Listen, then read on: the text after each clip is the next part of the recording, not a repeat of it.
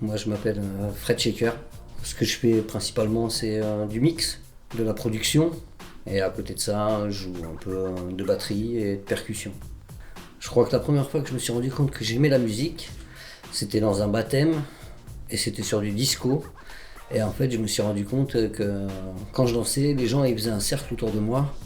Et en fait, j'étais dans le beat, tout le temps. J'ai ça en moi depuis que je suis tout petit. Je l'ai exploité que tardivement, mais en fait, j'ai ça depuis que j'ai 5-6 ans. Je crois que le premier concert que j'ai fait, c'était un concert de Chantal Goya. C'est mon frère qui m'a emmené au concert de Chantal Goya, qui lui était chanteur d'un groupe punk à l'époque, il avait 17-18 ans. Et donc du coup on partageait la même chambre. C'est de là où j'ai découvert toute la culture punk anglaise, toute la scène punk anglaise, les Jams, les Saints, les Undertones, enfin avec les Saints c'est pas des anglais mais les Undertones, les Damned, Jam 69, les Clash, les Pistols. Du coup j'ai eu un premier attrait pour la musique punk, on va dire, de par mon frère. Dès l'âge de 8 ans, après j'ai commencé à traîner dans les concerts avec lui. À l'âge adolescent, j'ai commencé à voyager par moi-même, donc j'ai découvert les premières mixtapes, les premières cassettes d'Assassin, d'NTM, de Tout Simplement Noir, des Sages Poètes de la Rue. Donc je me suis orienté aussi un peu vers le hip-hop. Vers une vingtaine d'années, en continuant toujours à cultiver cet esprit punk et hip-hop, parce que pour moi, l'un ne va pas sans l'autre. Je pense que dans le hip-hop, il y a automatiquement du punk, puisque de toute façon, il y a un message, parce que la musique, elle est aussi là pour donner un message. Et après, vers une vingtaine d'années, je suis tombé par hasard sur un festival qui s'appelle le Festival d'Aurillac, qui est un festival de spectacles de rue. Et à l'époque, j'avais des dreadlocks, j'écoutais du reggae. Et on est tombé sur le camping gratuit. Et là, les Anglais venaient de se faire virer par Margaret Thatcher. Ils sont arrivés en camion.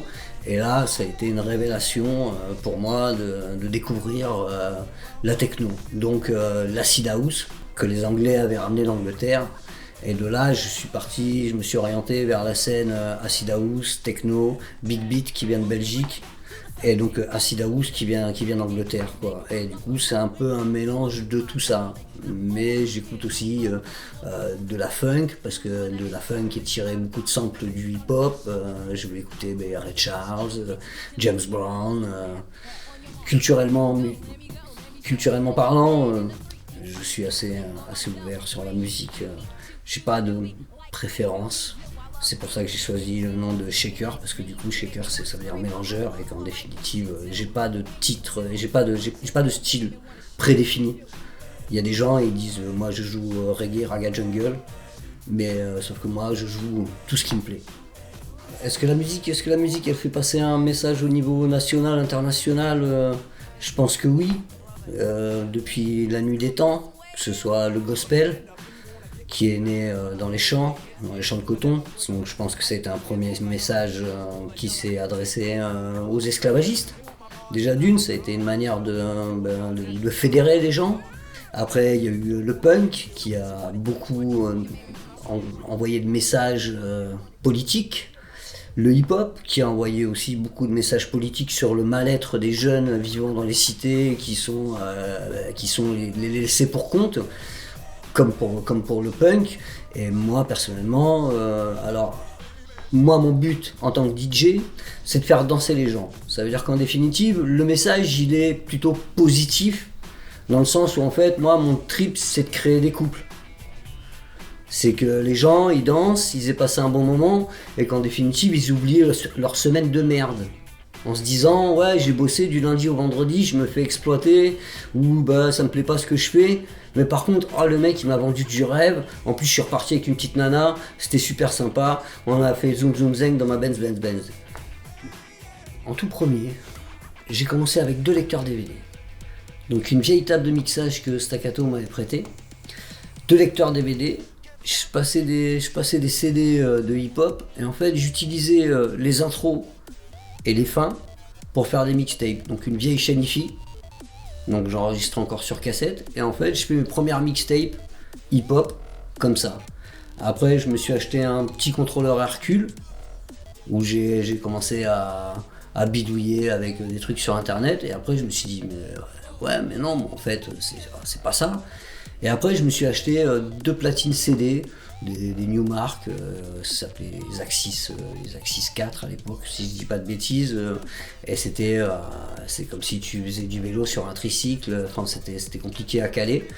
Donc j'ai travaillé là-dessus. J'ai quasiment très peu mixé sur vinyle, dans le sens où en fait, on est vite arrivé à l'ère du CD. Moi déjà à l'époque quand je travaillais en free party, j'avais beaucoup d'amis qui mixaient sur vinyle. Je mixe sur vinyle, je sais mixer sur vinyle. Après, j'aime le doigté, mais j'ai plus joué vraiment sur CD, sur platine CD. Et après, là, maintenant, du coup, je suis passé au contrôleur en me disant que, de toute façon, je sais caler. Pourquoi perdre 30 secondes à caler juste pour se la raconter et dire ouais, voilà, alors que je peux appuyer sur synchronisation et qu'en fait, ça me laisse plus d'espace pour la technique et pour essayer d'amener justement un mix plus énergique, avec beaucoup plus de technique, beaucoup plus de cuts, et puis pourquoi pas essayer de recréer un autre morceau alors qu'on perd 30 secondes à chaque fois, et que 30 secondes sur un morceau de 3 minutes, si tu les perds au début et à la fin, on finit par avoir 1 minute, et ça devient du coup compliqué, quoi. Donc j'utilise essentiellement platine CD, vinyle, vraiment pour écouter, parce que ça c'est vraiment mon plaisir. Le plaisir c'est d'écouter le vinyle. Le soir je m'écoute un bon vinyle sur les monitorings, ça c'est parfait. Et après pour tout ce qui est production musicale, j'ai ma carte son, mon ordinateur, mon clavier maître, et plus ou moins avec le monitoring, avec ça je me débrouille et je crée ma propre musique comme ça. Mes 2 meilleurs souvenirs de concert, franchement, ça a été une à Bressuire, dans les Deux-Sèvres, une autre au Bootleg à Bordeaux, où là, en fait, je me suis rendu compte que ouais, c'était vraiment kiffant de mixer, où en fait, ces 2 soirs-là, fin de set, le public a envahi la scène. Pour moi, j'avais gagné parce que du coup, j'avais réussi à déclencher une forme d'anarchie. Les gens qui organisaient le concert n'étaient pas spécialement enjoués du truc, parce que pour eux, ils se sont retrouvés un petit peu débordés par la situation. Mais moi, j'ai trouvé ça assez jouissif. Voilà. Le dernier concert que j'ai fait, c'était l'été dernier, dans une petite soirée privée où on était plusieurs DJ. Et sinon, la dernière vraie date que j'ai fait, c'était à Clérac avec DJ Vadim et Radio Bombe avec Faders. Et à la Petite Populaire aussi, j'avais fait une fête de la musique à la Petite Populaire sur un mix justement dub.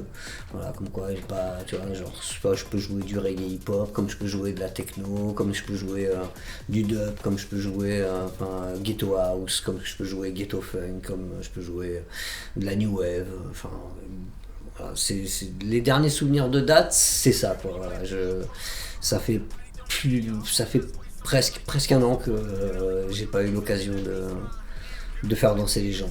À part vous la dernière fois, oui, c'est vrai. C'est vrai.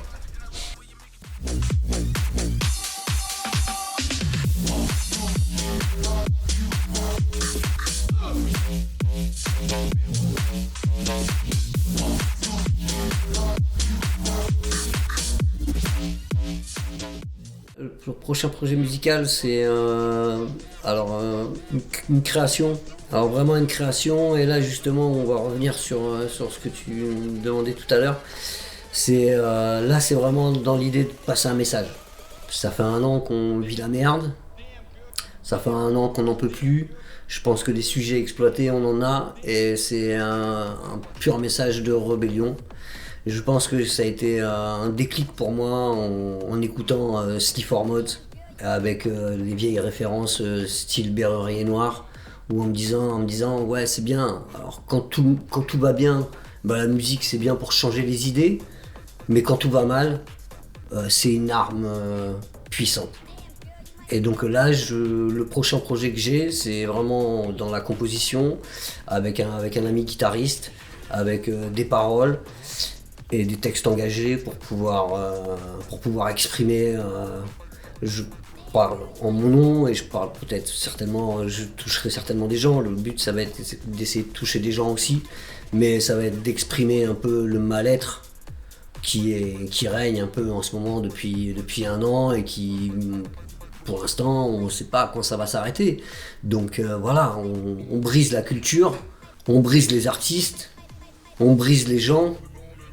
Et moi, mon objectif là, c'est de crier, d'hurler ma rage de ça, et que ça s'arrête et qu'on arrête de nous prendre pour des imbéciles. Le dernier point, c'est sur les 2 plus belles rencontres que j'ai fait musicalement. Ça a été à l'adolescence le fait de ne pas connaître Jackie Higelin, d'être là à un de ses concerts, d'être assis dans le couloir des loges et que ce grand personnage s'est assis à côté de moi et j'ai eu l'occasion de discuter pendant 1 heure avec Jackie Higelin. Je me suis rendu compte à 40 ans passés qu'en fait j'avais eu une chance folle.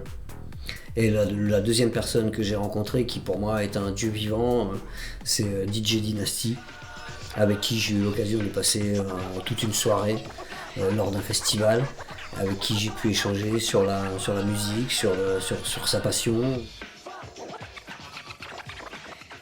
Et aussi le groupe Dayton, qui pour moi est un groupe, j'écoutais ça en teuf. Et dans les voitures, je passais des cassettes Dayton et je leur disais aux mecs en teuf, je leur disais non mais c'est ça qu'il faut passer le matin, J'étais fan, j'ai eu l'occasion de les rencontrer, j'ai eu l'occasion plusieurs fois de jouer avec leur DJ. Et la dernière fois que je les ai rencontrés, sincèrement ça s'est super bien passé. Ils m'ont dédicacé leur dernier disque, ils m'ont invité à venir jouer dans une soirée. Et malheureusement, j'y ai pas été. Alors, un mot pour la fin ? Un mot pour la fin.